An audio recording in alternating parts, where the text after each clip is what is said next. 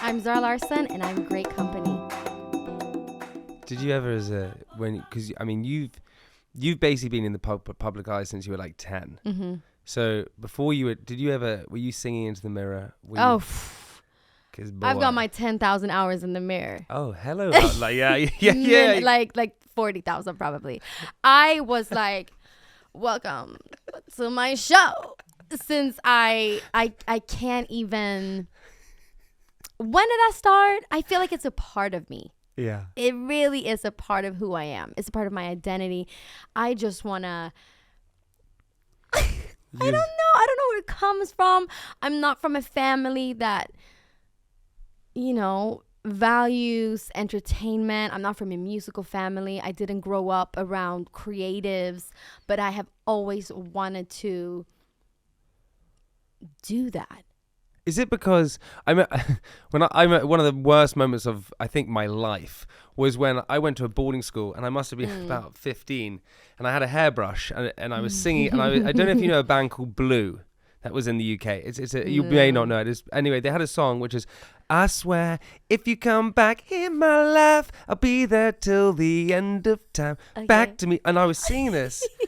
All boys boarding school. You thought you were by yourself. Man, I was freaking there. I was front and center there, singing. And then 3 of my best friends walked in, and I was topless, and I was singing, and I don't know, my professional, because I was so in it, I didn't see them.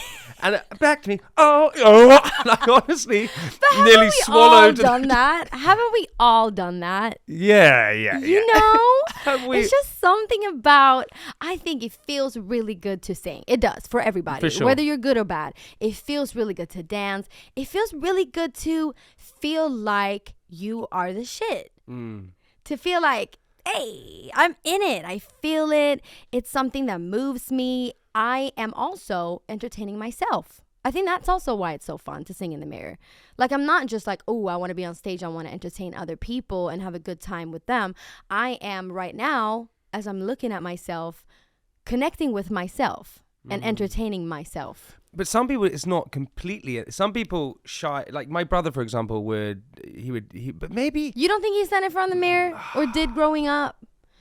He used to. We used to share a bedroom together, and he used to pretend. I used to lie on one bed, he would lie on the other, and I think he was always like at war, because he was always going underneath this. I don't know what the hell he was doing, but I think he would. I think his idea of being on stage, being in that place, is just everything he wouldn't want, perhaps. So but even now thinking about it, like, actually take away the stage, just having that moment with yourself. I just cannot imagine. I mean, that's just maybe me personally, why I can't imagine it, because that's just such a big part of who I am, to be that person. Maybe some people aren't interested in that. Maybe they're interested in other things. Do you think people are just born with that innate ability to entertain or want to entertain? Perhaps. And I've really been thinking about it for the past years. Like, okay, why do I have this intense longing for being on stage and entertain other people? Like, what is it? Do I crave the love? Do I crave the attention? Do I, like, why do I feel that way? And why have I always felt that way? Because I don't come from a home that was lacking in love or affection or anything like that. And I just think I would pick a career. If I couldn't sing, I would still want to do something that would let me connect with other people. Like, I want to relate to others, and I want other people to relate to me, and I want to feel like they see me and I see them. I don't know. I really enjoy just people. I love people. I love having conversation with people. I love just having that special moment, even if it's brief. It's just like, oh, we had a little something, and I carry that with me, and I think I want to give that to other people because I just love people. Yeah, this is why I do this podcast, because I think people are amazing, and I think actually in our current life we actually sort of social media's done that to us. We've actually become distant from one another rather than become connected. We become disconnected, I think. And actually connecting with people is. Don't you think also social media helps you connect with people? My personal take on it is this: I think it helps you connect for sure, but Or maybe an illusion of connection. Correct. Yeah. I don't think FaceTimes, phone calls, messaging. I don't think that's real connection. You don't? No, I think, and I had this big discussion about this the other day because I went through a period of feeling a bit lonely,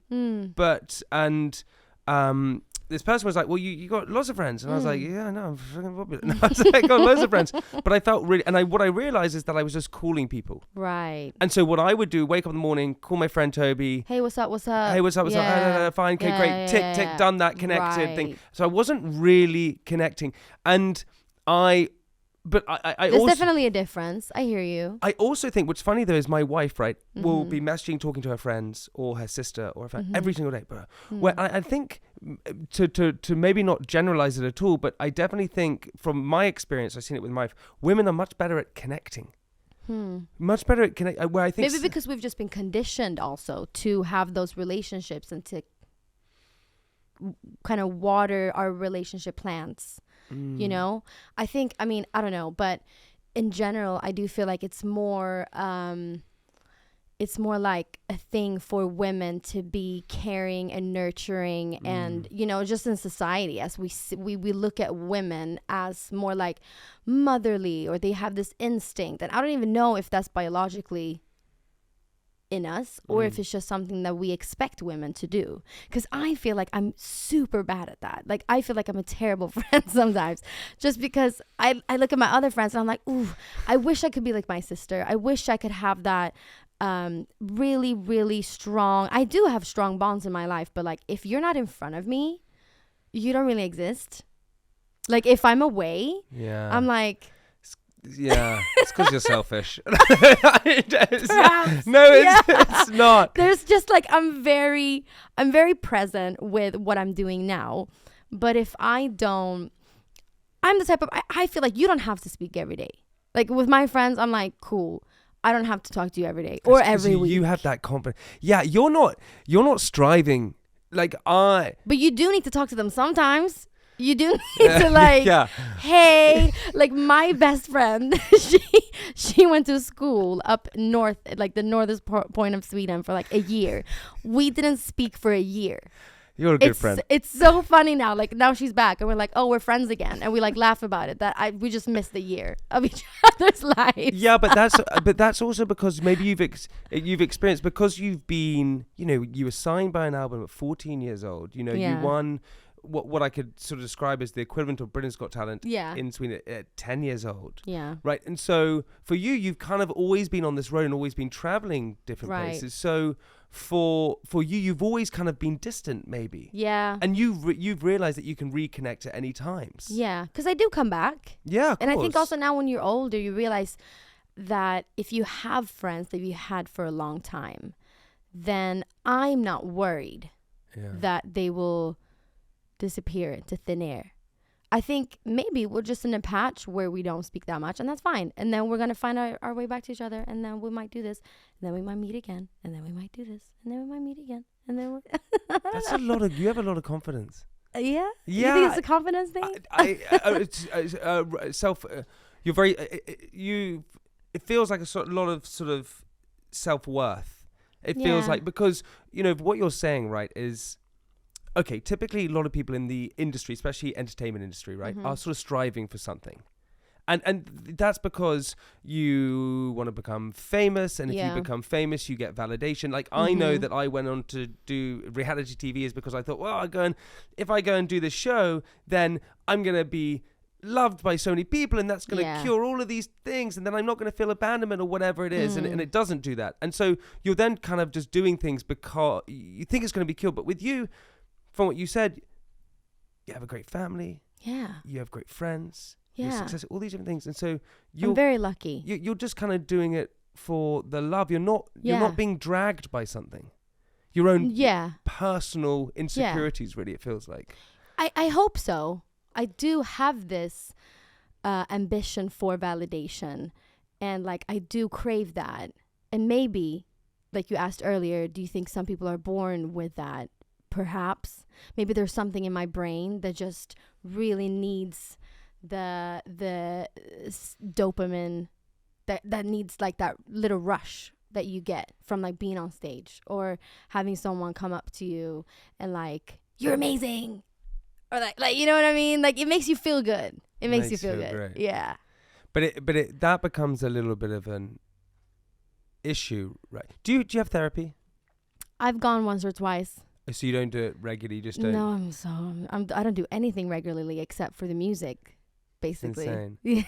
That's insane. You're insane. No, I sort of do therapy now, and good I was, for you. Yeah, and I was in the therapy session, and I was talking about this idea of validation, and the issue that we have with sort of the entertainment world is that, and especially with sort of social media and things like that, is that every like you get, every stream you get for your album, your song, every time you sell a ticket, it's that constant dopamine hit, bah, bah, bah, all the time. And it never ends. Yeah. And if you are striving for that validation, there's never going to be a point where you go, I'm satisfied. Because everything is relative too.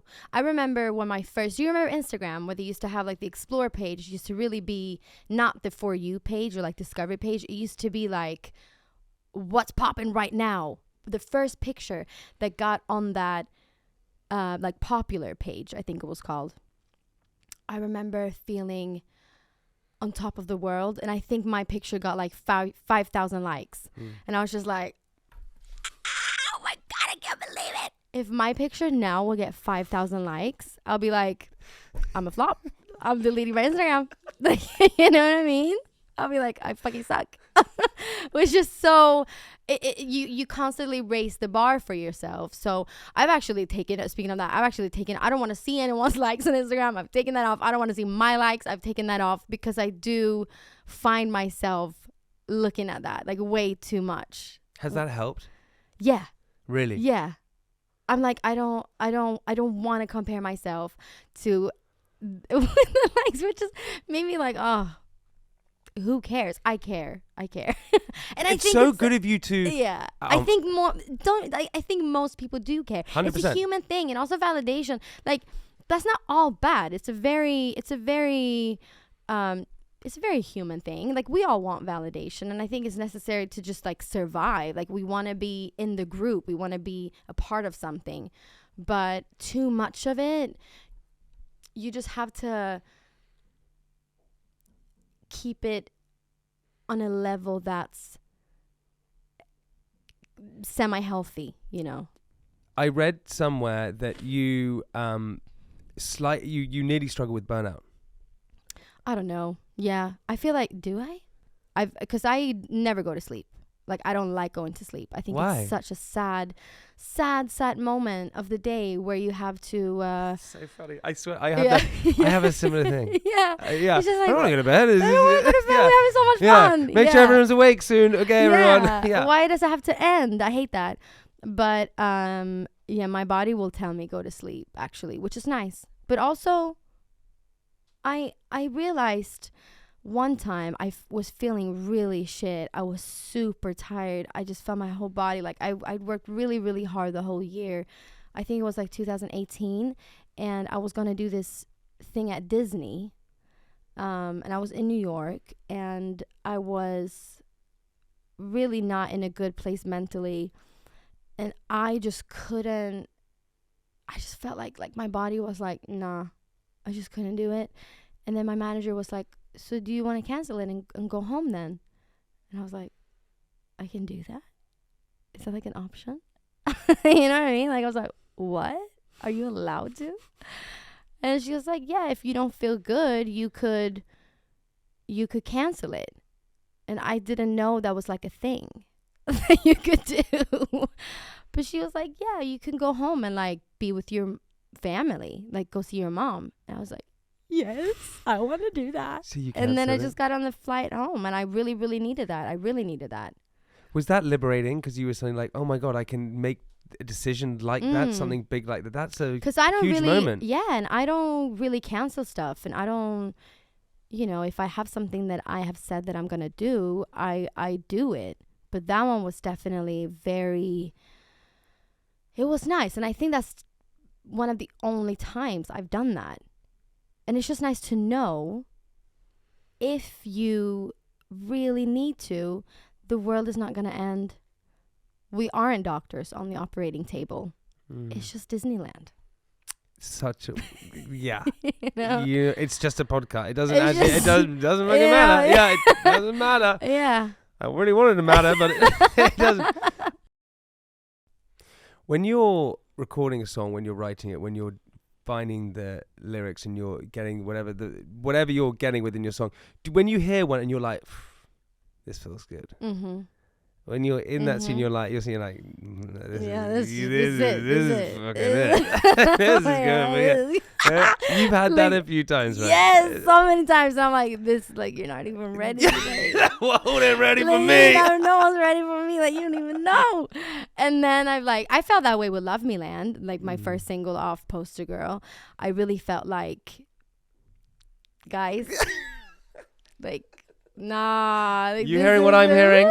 Are you hearing what I'm hearing? I don't think you're ready like, for this shit. This is gonna blow every chart. Like, everyone is gonna like. What is it? How do you know that though? How do you know? I just felt like it was such a good song, and then it didn't do what I wanted it to. But you know what? Is that marketing? I don't even know. I don't even know. Maybe it's the stars aligning in the universe. I think there's so many things that just has to be right for that moment in time. But the thing is, I'm so proud of that song, and I love the video. I love everything about it. And even just releasing it just felt like a proud moment, because I don't feel like when I release stuff that I feel really happy about, that you can't lose. You really can't lose. And I'm just not saying that. Like, I feel sad for the people missing out on that song. That's really what I feel. That is a great way. So it doesn't create, maybe it does. It doesn't create self-doubt. It doesn't make you scared. It just makes you go. It makes me like, hello, wake up. Wake up. That's how I feel. So great. Yeah, and then you guys didn't hear it? Yeah. What the fuck? It was bringing you idiots. Amazing. And then I think if you would have released it's a great way to twist it, but not even twist it, because that's a wrong word. It's the great way to view it. Yeah, but if you release something that you're not super proud of and you feel that way of, I've released songs that I feel like this is good, but I'm also mostly excited about, like, this might feel like a hit. And then, but I've never really released something that I didn't like. But let's say you do that. I know a lot of artists that have done that, and they release something, and, you know, if it's a hit, they love it. You know, wow, it was a #1. I love it. It got 2 billion streams. If it's not a hit, and then you stand there with a song that you don't even like, that's like a flop to me. Emotionally, that's an emotional flop, which is the worst type of flop. What does that feel like? It's the worst kind of flop. Yeah, it's the worst kind of flop. What does that feel like? I think it would just be like, again, like, why am I doing this? Who am I doing this for? And then that's when your drive and ambition start, because you're like, well, because that's what keeps you going in life, right? Just for everyone, it's the ambition, it's the drive, and to keep that there is hard. When you are an artist that is competitive, which I think every artist is, or has a drive to want to be at least the best version of yourself, but also with other, like, you want to be in the game, you know. When you have that, it's hard to also compare, because music is so, it's like Jay-Z said at the Grammys, like, this is just a bunch of people voting for what they think is the best song. It's not necessarily the best album or the best song, because there is no such thing. There's only the best song for you. Like, me and my dad, we have very different types of taste genres, and tastes that we listen to. Yeah, and that doesn't mean that he hates the Grateful Dead or imagine. But he probably wouldn't have the majority of my songs on his playlist that he would listen to when he relaxes or cooks or whatever. And I probably wouldn't listen to Motorhead. And that's not saying they're bad. It's just not my type of vibe. You know what I mean? Yeah. Not So my vibe either. that's also something that's hard. But when someone is amazing, like Beyonce, when someone is just, sorry, but objectively the best. Have you heard her? Of course. Texas Hold'em? Yeah, and 16 carriages. That makes me cry. Every No, it doesn't. Yeah, it does. It makes you cry? Yeah. Can someone play it? Wait, hang on. Why does it make you cry? I don't know. It's a bit unclear what the song's about, but you could see it from different perspectives. And one of them is like 16 carriages is that her years that she's been in the industry, like her life, like she sees her life, the 16 is that her tour buses going away on the road, driving away with her dreams of, because even though Beyonce's like, you know, she's the superstar of the world, she's like the celebrity of celebrities, and everybody just, not everybody, but everybody who has good taste loves her. I would say she probably also have a lot of dreams that she couldn't fulfill because she had to sacrifice a big part of her life to her career and where she's at right now. And was it worth it? Did she get to experience all the things she wanted? Like, she obviously lives a very, very different life than you and me. She can't walk out. She can't have this like connection with strangers because everybody just sees her as a phenomenon almost. I could only imagine. And that's also something you gotta think about, like, ooh, you know, I want to be this like superstar and I want to be like a celebrity and like I want everybody to love me, but then I also want people to love me for me, because I don't know Beyonce and not a lot of people actually know her, at least the people who follow her. And that's sad. I don't know. That made me cry. But why? But because you care for her so much, or it relates to you. Is that what it is? It's because you care for her so much. You. That's unbelievable. That's so, you're like an empath. Sorry, that is. You're actually getting tearful. Yeah. I'm gonna clip up this bit and just add it to another bit, so it doesn't feel like it's about Beyonce. Do you want a tissue? No, it's fine. Sure? I'm not gonna cry. Okay. But it's just like, oh, I don't even know if that song's about that. But to me, it felt like I could empathize with that. And she probably have had the most amazing life, and obviously experienced stuff that a regular person wouldn't. And so have I. I've been traveling. I've been able to tour the world with my music. But what have you sacrificed? Maybe like time with the people I love. And what's more important than that, really? When you go out, and yes, you do get love from people you don't know, but like when you are on your deathbed and you lay there and you think back about life, isn't it the relationships, the real relationships that we have with people that really meant everything? But I think also you want to leave like a legacy, or you want to inspire people and be a part. That's why music is so beautiful. Like sometimes I have people walking up to me and they're like, oh my gosh, like your song was, I had your song as I got married, or on my graduation, or this really important moment in someone's life.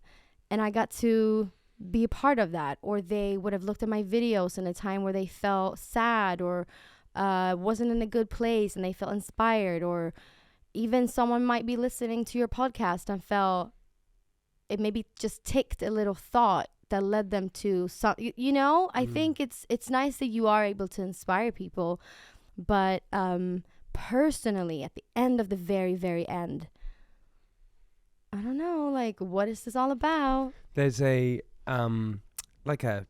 is it a fable? I don't know. But there's a story which I heard recently, which is, and I'm going to completely murder it, but I'm going to give it a go, where it's a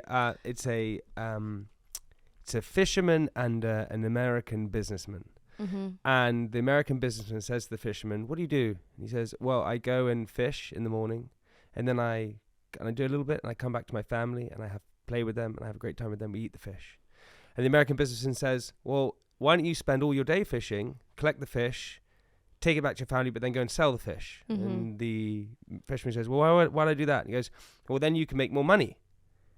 And the fisherman goes, why would I do that? He goes, well, then you can sell the fish and you can then maybe go and sell the fish, collect money, go and buy a factory, tin it up, and then you've got the production and then you can sell more. And the fisherman says, well, why would I do that? And he goes, well, then you can sell all that and you can have loads of money. And the fisherman says, well, why would you do that? And he goes, well, then you can spend more time with your family. Right. And the fisherman says, well, I was doing that in the first place. That made me, it makes me want to cry. Boo, capitalism, boo. But you know what I mean, right? And so... Yeah. Gets me a bit emotional because what the hell are you doing to me? Because at the end of the day, that's really what is important. Yeah, it really is. Love, relationships, loyalty, trust, all those kind of things. All the other stuff that we're doing right here, you know. But maybe that gives us purpose, right? And purpose is really important. And in terms of purpose, you know, you're so fulfilled with what you're doing. So maybe that is the part of life as well, that you can look back. Yeah, and I don't think anyone actually, no matter what you do, have it completely figured out. No. Because I think, like you say, you do need something to strive for and a purpose and to work towards something. But at the same time, just be aware of it and be aware of being present. And like appreciate all that you have. And that's just such a, because sometimes I think, ooh, what will be different like in this actual very, very moment? Let's say I would have right now like 20 Grammys, right? And I would have a big, big entourage wherever I go. And I would be on the way to a stadium tour. Would the rehearsal that I'm doing or sitting here right now talking, would that be that much different? It wouldn't. It really wouldn't. I still want it.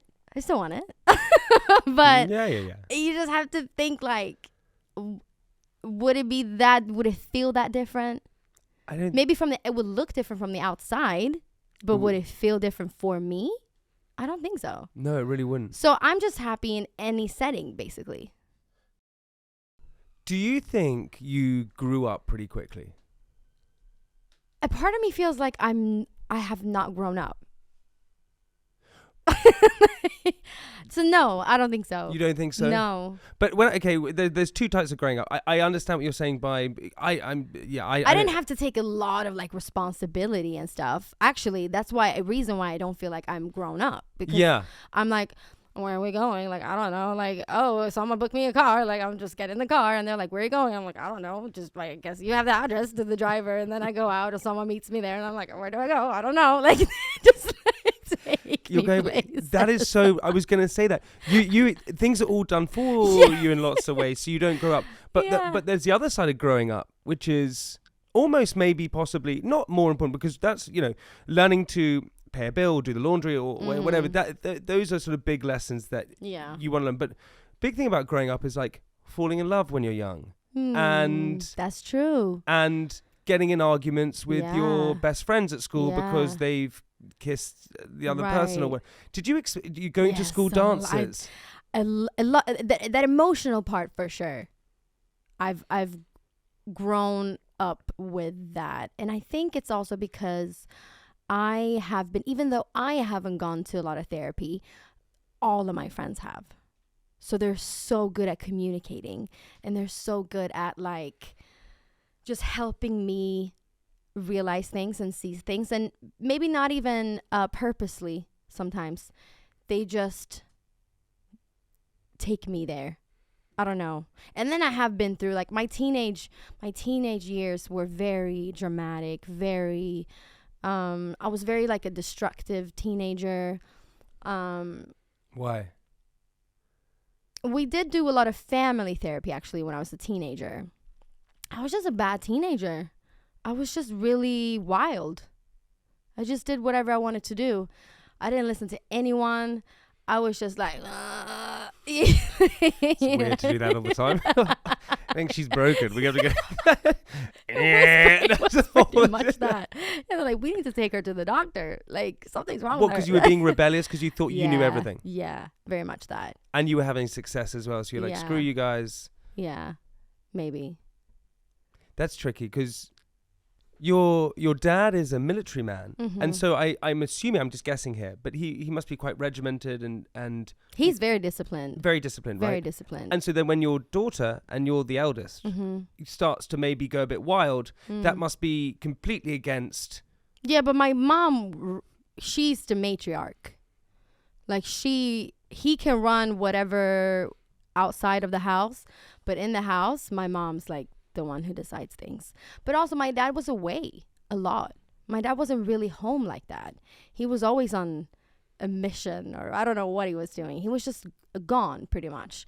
And so mom was just the one who like kept the fortress, you know? And now when my parents, especially my dad, when they're older and he's not out and away all the time, and he's grown really maybe sentimental, he's getting, you know, maybe you realize like I'm getting older and life is actually not that long. It goes quick. He really, I think he realizes it's so important to have that good family relationship and bond. And I feel like he's trying a lot to just have us all bond and like connect. So he's definitely like a different man today than he was when I grew up. And it's kind of cute. It's cute to see him like, love you. And I'm like, ooh, that's crazy. Like, you know what I mean? But I know he loves me. Because you didn't get that as much when you were younger? I mean, he loves us so much. I think he has, like a lot of men, maybe also from that generation, maybe had some difficulties like expressing that with his words. But he was always a fun dad, you know, when he was home, and we would go and do really fun stuff, and he would just take us, like, he's like a fun dad, you know. But yeah, I've never doubted that he loved me or my sister or my mom. But it's also, I think, growing up, you want that for a child. I think the quantity is more important than the quality time. You know? I completely agree with you. You just need to be there. Like, you know? I couldn't agree with you more. My dad, who's just great, and Yeah. also it's so funny because the way you're articulating it, right, is that you don't want to sound like you're being disloyal because you're, and so you're sort of you're and obviously I love my dad, and you're being super respectful and all these different things, which is great. But if I could sort of relate it to me, I played a lot of sport and I injured my knee. I did an ACL ligament when I was it was really bad when I was like 17 years old. And my dad just turned up and he was very busy and he said, he turned up and he dropped off a portable DVD player and he said, here you go. And I was like, sick. Great. And then he went off. But for him, I'm going to show you how much I love you because I want you to have a good time with this DVD. Good time. Then I opened it, it was just loads of porn. Imagine. Best gift ever. Yeah, thanks, Dad. We should watch it together, son. Oh my God. No, it was not that. But in his eyes, because he's not great at that was him expressing and maybe he love. came from a family that didn't do that. No, I know they that's, you know, with my parents, it's like, I know how they grew up, and maybe in that time, it was also just not something that you would maybe tell your kids or show your kids. My grandpa didn't do that. I know that for sure. Really? Yeah. Do you think that's where the constant... What do I know? Maybe we should go to therapy. I think we're doing it right now. Maybe. Yeah. That's a classic, isn't it? Yeah. You know what? I feel like it is. Yeah, there we go. I feel like it is. Should we go into it? I feel like it is. How do you stay connected with your partner when you're away? Because that must be quite tricky, right? Yeah, I feel like we both have quite flexible jobs, or in the sense of that we don't have like a 9-to-5 office kind of situation. So he would come and see me a little bit here and there. I think FaceTime, but like you said in the beginning, you know, when you just call someone on FaceTime, sometimes I have that when it's like, hey, like, what's up? Okay, I gotta go. And he's like, no, you don't. No, you don't have to go. Like, we can talk a little bit. And then after 15 minutes, when you actually get into a conversation, that's when it's like, oh, and by the way, I did this thing, and then I saw this person, and you know what he And said, then and you know, you- and and then then we you actually connect. start to connect. Yeah. So you just got to give yourself that time. But it's fine. And also, if we don't speak every day, I also know that we'll be fine. But the more you talk to someone, the more you want to talk to them. And the more you're like, oh, I'm fine, I'm living my life. Like, I am living my life, and I'm very busy. But you do want to have that check in with each other and feel like, but it's hard. It is hard. But this tour isn't too bad. It's like a month and a half, you know. How many dates are you doing? Now it's not too bad. 16. It's gonna go by like this in the blink of an eye, and then it's gonna be over. And then I'm doing the festivals in summer, and then we'll just keep going for the rest of the world by, you know, the end of the year. Are you going to go to Glastonbury? When is that? June. I'm not booked, but I thought we were going to get an exclusive. Yeah, yeah, no. yeah. I mean, it's not too late. Hello. It's not too late. That would be amazing. Obviously, it's like the biggest festival in the world, and I've heard great things about it. I've never been. I've only been to their clean cousin, Coachella. Yeah, that is. Yeah. I think that's a different vibe.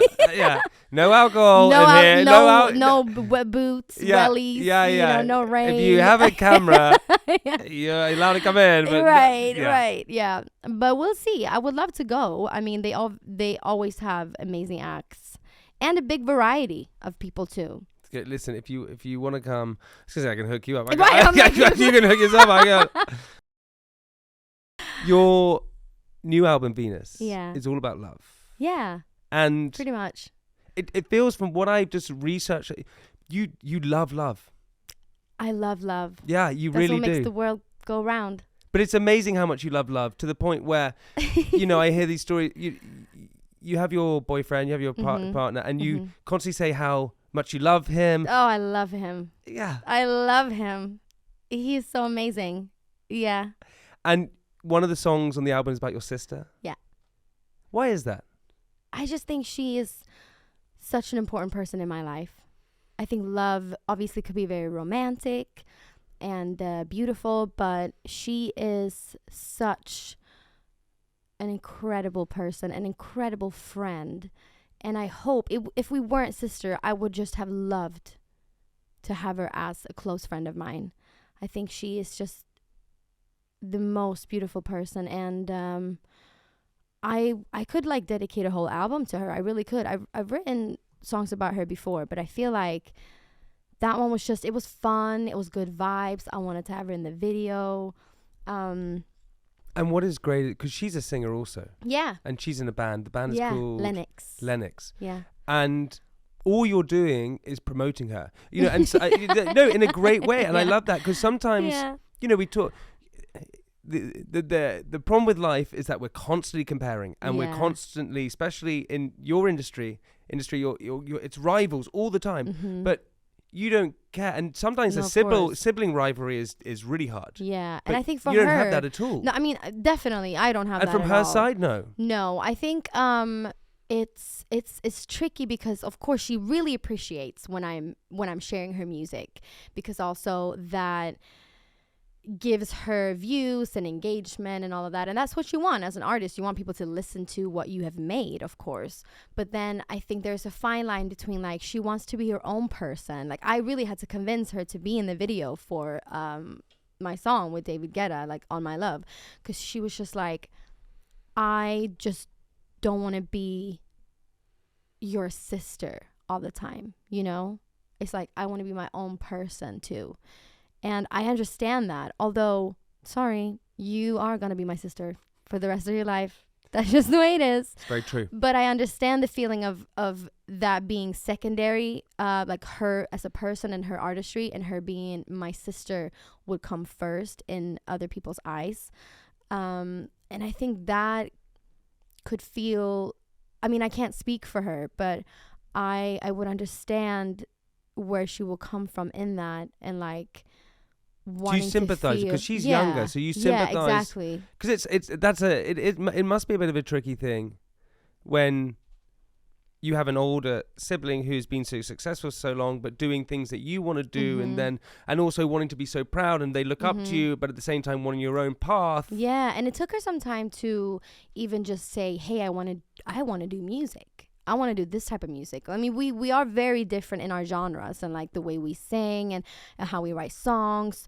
But I have always been it's been so obvious for me growing up. It's been like, it's showtime, and everybody's gonna look at me, and she will be a little bit more shy, and she's such a perfectionist. So if it wasn't like perfect in the start of the song, she would redo it, and then no, let me redo it again, and I would just be like, move aside, like it's time for me now. And then I would, she would, oh, okay, well, can I do it again? Like she's very different, even though we are cut from like the same cloth. Our personalities are different, and that must be fun, like having kids and then seeing that even though you are raised by the same type of people and in the same environment, it's like we are two very different people. What is better, do you think? What in terms of creating music and making music, you kind of just go, yeah, let's just go and do it. We're going to get it right at some point, bash. Or is that sort of perfectionist, which I imagine you are a perfectionist lots of ways, but I think do you have to be more of a risk taker? I think being a perfectionist, is it ever really good? I mean, obviously, you want things to be as good as it can possibly be, but like perfect, that don't really exist. So being a perfectionist, and this is speaking in general, not specifically about my sister, but just being a perfectionist is just setting yourself up for something impossible, I think. And then you don't allow yourself to evolve. Because I feel like the most exciting part about releasing an album, even though I'm super proud of Venus, I'm really happy with all the songs, I'm really excited about the tour, but the most exciting part is, oh my God, yes, now I can finally do something new. I can like move on and start a new chapter and make that even better and develop and evolve. And you can't do that if you don't allow yourself to release stuff. And I think you're scared of failure. But I don't... I think the biggest fear that always comes right with these situations is you think this is going to be it. I'm going to release it and then it's gone. And people are going to like... Or that this will define me forever. This is it, going to define me forever. Yeah. Because with your last album, some would say it wasn't as well received as you would have, and that must be quite tricky sometimes. But I kind of knew it wouldn't be, if you know what I really? mean. Not that it wasn't just as good as So Good that I released previously, but I just feel like it was really, really hard to live up to the numbers and the commercial success of So Good, because the way we set up that album was basically it was a collection of my singles. And I had like 7 singles or something. It was just like a lot of singles. And then we like put them all into one track and like one album, added some really good songs to that, and called it a day. And it was amazing, and it was super well received because it was just hits on hits on hits on hits. And then did you know when you put it up, were you like, was there a part of you just going, I just don't... You mean Poster Girl? Yes. Yeah. I just knew that to reach the success, like the commercial success and the numbers of So Good, it's gonna be really hard. And I try to like fight that and just be like, no, it has to be better, it has to be better, it has to be better. And I didn't even really know what I was looking for. I was just looking for like that validation perhaps, or that number, or that how like, can you keep getting... And you can't do that. And life isn't... I don't think life is like a straight up, like up going... What do you call that? With the diagram just going straight up. I call it an upward slope. It can't... Perhaps. Okay. Yeah. Can't be. It's just an upward slope. An upward slope. Do you want me to give you the degree? What is that degree? I don't know. Is that like a 40-degree angle? Yeah. When it just keeps going life up, is up, not up, a up, 40-degree angle. Life is not. Sometimes it goes up, sometimes it goes down a bit. Upward trajectory. Yeah, exactly. But I think I just needed to release an album. I needed to get it out, and then so I could start with a new album. And then so I could start with a new album after that, and a new album after that. And I think you can't be blinded. I've realized that now. And I think I'm still in the process of like really, really feeling it. But why am I doing this? I'm doing it because I love it, and I'm doing it because I like to perform, and I like to write songs, and I like to sing. That is really why I'm doing it. And then everything that comes with it, it's amazing, and it's beautiful, and it's fantastic, but I can't do it only because I want to see like big numbers. It's like it's the greatest job in the world. Yeah. But also the hardest job in the world. Yeah. Because if you're a dentist or a doctor or a librarian or what, no one's judging. Mm-hmm. You give one unless you die. Unless you kill them, then you are definitely judged. In court. Yeah, you're judged in court. But you know what I mean? If you give someone a bad dental, hygiene, they go away, they can make. But no one ever, in the industry, that when you put yourself out there into the atmosphere to be judged by your fans, by your critics, whoever it is, of course there are going to be negative, and there's and if you don't, as you said, if you don't hit the same numbers as you did before, then straight away, well, it's not the same success. Yeah. And you're like, and don't get me wrong, like I still want that success, of course, and I think. That's because you're competitive. I am. Yeah. And if you just keep doing it, like the more you do it, the harder you work, the luckier you'll get. If you keep doing it, your chance of getting lucky and having another like hit or getting a number one will obviously increase. Like you can't get a number one if you don't release any songs. What's your favorite song on the new album, if you had to pick? I love Ammunition. How does that go? Give me ammunition. Kiss me, touch me. It's just like a... Sing that one more time. What was it? Give me. Okay, it starts like this. You know my situation. Why you acting like you can't be patient? All I'm hearing from you lately. What? Monogamy so fucking dated. Boys like you love fantasy. Anime, no, that ain't me. It's just like, it's a vibe. It's cool. The choreo's really nice. It's like the drums are really nice. It's really just a great pop song with a little bit of a flavor to it. Yeah. Like Danger, who did the drums, is such a legend. Has done so many amazing hits. What do you mean about monogamy's dated though? Well, that's what he's saying. That's what he's saying. He's saying that. Oh my God, this is and great. I'm like, what do you mean? Yeah. You don't want me? I want to give us a shot. Please give me ammunition. Yeah. Yeah. That's song when you were recording, you were like, yeah. You hearing this shit? Exactly. Yeah. I love that. I love all the songs on the record, and I feel like the more you listen to it, the more you feel it. And especially, I definitely gave myself some ballads on this record, which is nice, and also just some space to be a little agile with the vocals. Because your vocals are insane, right? And so you just so what? Because you gave your space to go right. I'm gonna go for it. Sometimes with pop songs, because there is a big part of a pop song is like the production, and it's very a pop song is usually quite like perfect with the production and the drums, and everything just sounds like sleek. It's clean. It's like. Mwah. And then you might forget that whoever's singing the song is actually quite talented as a singer, because it just blends in with everything really nicely. And I think when you strip that off a little bit and you get to focus on the vocals, that's when you really appreciate someone's voice. But I like both. I mean, I am such a performer who loves to dance as well. Like, it wouldn't be a Zara Larsson show if I didn't bring some dancers and had a little dance break and had a costume change and like the show of it. But also, I am a singer. Like, I sing.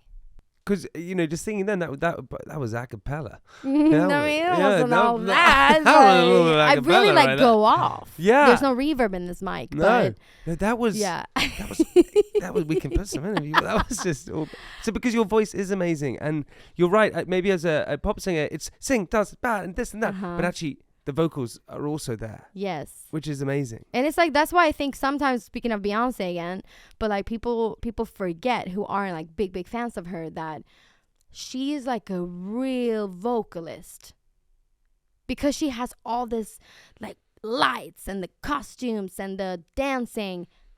She's got a voice. She's got a voice, and I've got a voice. Someone is getting fired. Someone is getting. That was Beyonce, wasn't it? On stage when something got wrong. Yeah. Unbelievable. Yeah. Hey, sorry. Listen, we love to end the podcast with 8 questions. Yeah. Are you ready for this? Okay. You can answer them as quickly or as slow as you want. Okay. Okay. Number 1. Mm-hmm.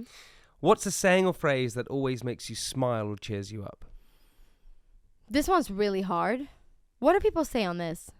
Oh, some people just say, they say anything. I mean, my laughter, that cheers me up. Or someone comes out with a quote like, I don't know, it's, does you have, this too shall pass. I like the show sold out. Man. You know? Yeah. Freaking great. Yeah. Love that. Best compliment anyone's ever given you?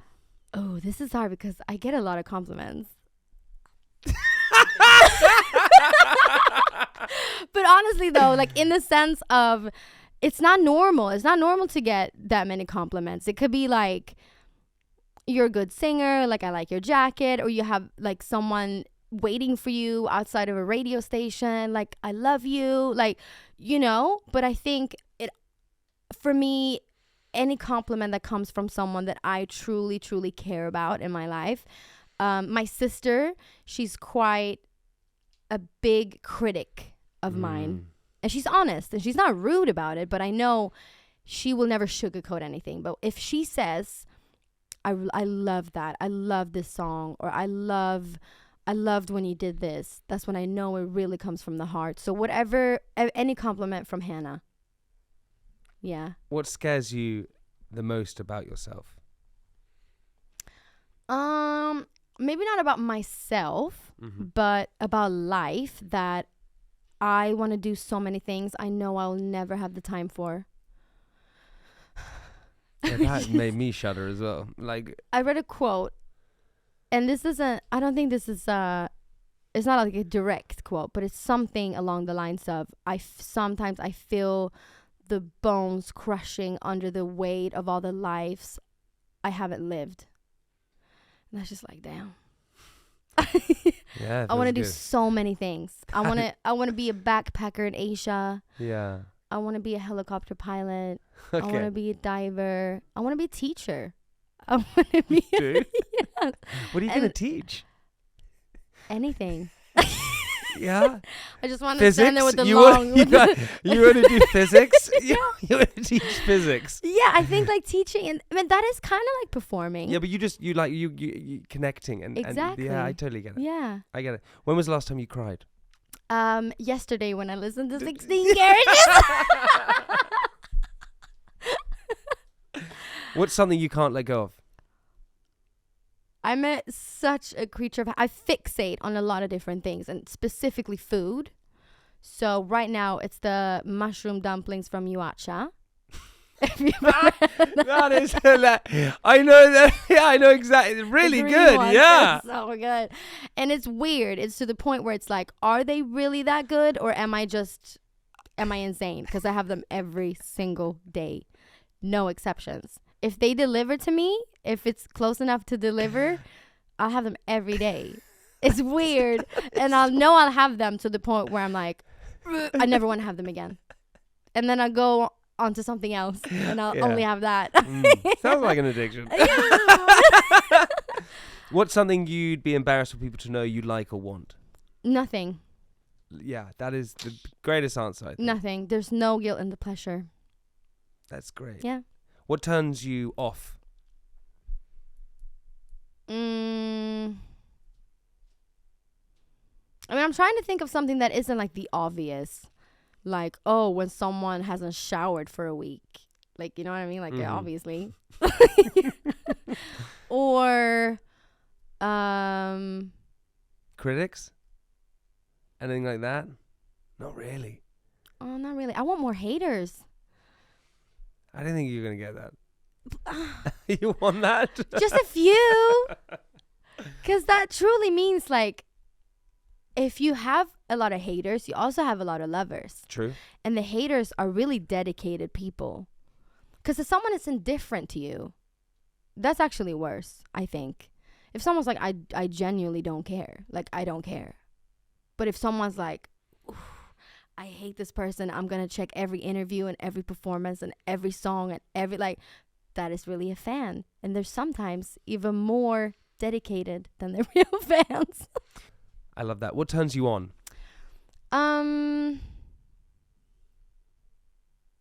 When someone is funny. That's a great thing. It really is.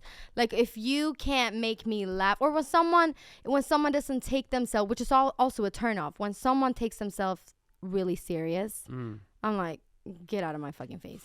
And if someone's like, hey, I don't take myself that serious. They have to say that to you. That's what they have to do. And they have to do this. What do you like most about yourself? I like that I I'm very much like in the moment, and that I don't dwell on things.